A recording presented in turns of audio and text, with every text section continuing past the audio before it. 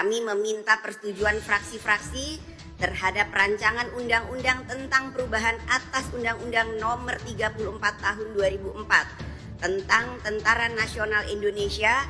Apakah dapat disetujui untuk disahkan menjadi undang-undang? Terima kasih. Bahwa revisi itu benar-benar membawa perbaikan atau justru membuka ruang bagi tantangan baru.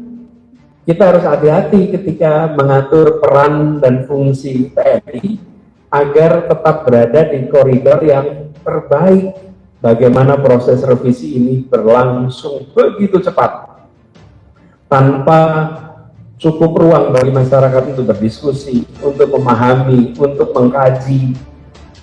Bahkan sampai dengan sekarang, tahu saya nih sampai hari ini, itu kita masih belum bisa mengakses draft finalnya secara resmi. TNI itu milik rakyat. Karena itu semua yang dibahas terkait dengan TNI, biarkan dibahas di warung kopi, biarkan dibahas di ruang diskusi, dibahas di ruang seminar, dibahas di ruang-ruang terbuka, bukan dibahas di ruang tertutup yang tidak diketahui oleh rakyat. Mantan Gubernur DKI Jakarta Anies Baswedan mengatakan pembahasan terkait revisi RUU TNI semestinya dilakukan di warung kopi hingga ruang diskusi. Anies mengingatkan bahwa TNI adalah milik rakyat. Jadi teman-teman sekalian, kalau boleh saya jawab, TNI itu milik rakyat. Karena itu semua yang dibahas terkait dengan TNI, biarkan dibahas di warung kopi, biarkan dibahas di ruang diskusi, dibahas di ruang seminar, dibahas di ruang-ruang terbuka, bukan dibahas di ruang tertutup yang tidak diketahui oleh rakyat, kata Anies.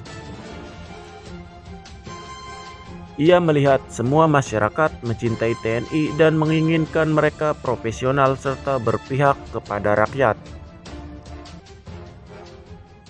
Karena TNI itu milik rakyat, biarlah dia dibicarakan oleh rakyat, toh yang membicarakan itu rakyat Indonesia sendiri yang memiliki TNI, kata Anies. Anies menilai sebuah undang-undang logis direvisi bila sudah berjalan 2 dekade. Demikian pula UU TNI menurutnya bukan sesuatu yang aneh selama revisi tak mendatangkan problem dan sesuai koridornya. Jangan sampai revisi ini justru membebani institusi pertahanan dengan tugas-tugas baru yang justru bisa mengurangi fokus utamanya. Karena fokus utamanya apa tadi? Pertahanan negara, kata Anies. Ia menyoroti bagaimana proses legislasi RUU TNI dilakukan secara tergesa-gesa dan tanpa cukup memberikan ruang kepada masyarakat untuk memahami juga mengkaji. Pembahasan secara transparan menurut Anies penting demi kematangan sebuah kebijakan, selain memperjelas rambu-rambu hukum dan memastikan ketiadaan dampak buat mereka yang awam terhadap perubahan aturan ini. Kami akan loyal 100% dengan keputusan. Jadi gak usah rame bikin ribut di media segala macam ini ya. Ini itu orde baru lah. Tentara dibilang hanya coba bisa membunuh dan dibunuh. Ini menurut saya otak-otak seperti ini kampungan menurut saya ya.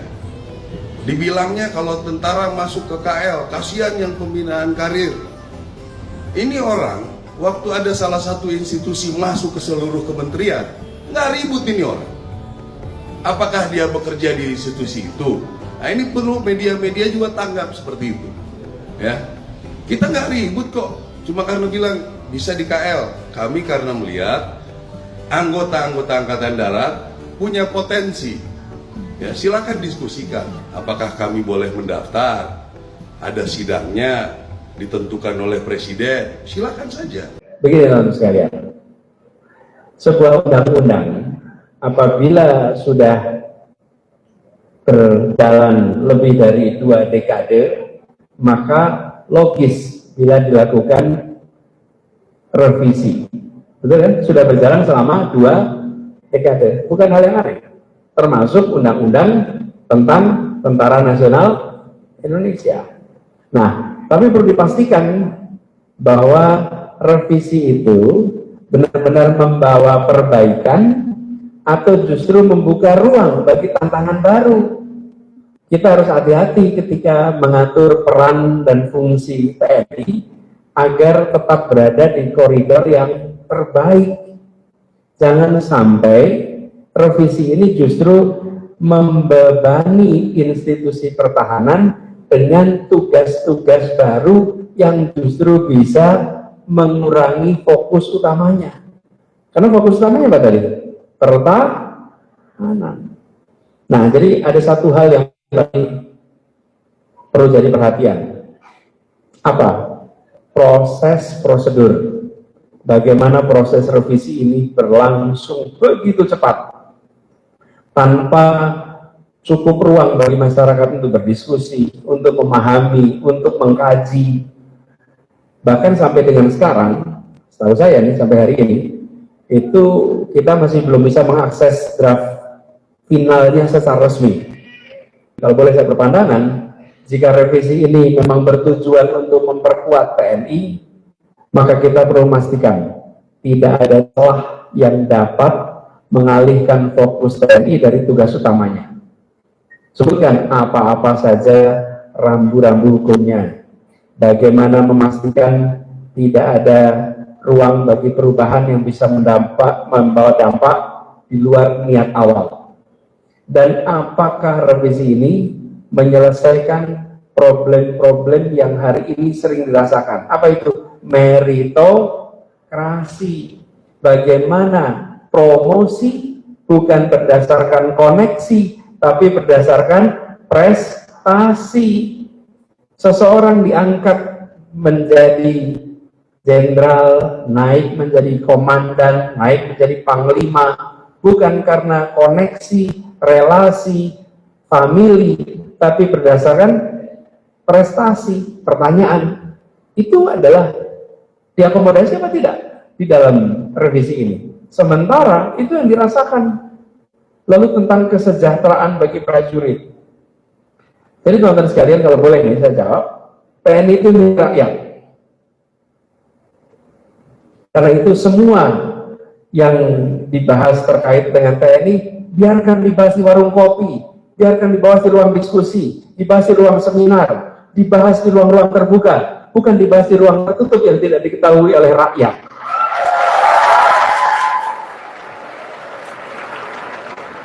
Karena apa? Oh, tidak ada rakyat yang tidak suka pada TNI. Rakyat itu mencintai TNI. Dan rakyat menginginkan TNI yang profesional, yang berpihak kepada rakyat. Karena TNI itu milik rakyat. Biarlah dia dibicarakan oleh rakyat. Atau yang membicarakan itu rakyat Indonesia sendiri yang memiliki TNI. Itu milik kita semua. Dan rasa kepemilikan itu juga yang membuat kita ingin dibahas secara terbuka. Ini milik kita. TNI adalah bagian dari rakyat dan rakyat tidak pernah membenci TNI. Kalau kita ingat pesan Bung Karno pernah mengatakan angkatan perang harus bisa menjaga netralitasnya dalam politik. Itu dikatakan. Dan Jenderal Sudirman selalu menegaskan pentingnya kepatuhan pada pemerintahan yang sah dan pentingnya menjaga profesionalitas sebagai garda pertahanan negara. Ini tuh prinsip yang dikatakan oleh bapak kita, orang tua yang memberikan fondasi kepemimpinan di TNI. Dan ini prinsip yang sudah diwariskan yang harus kita jaga.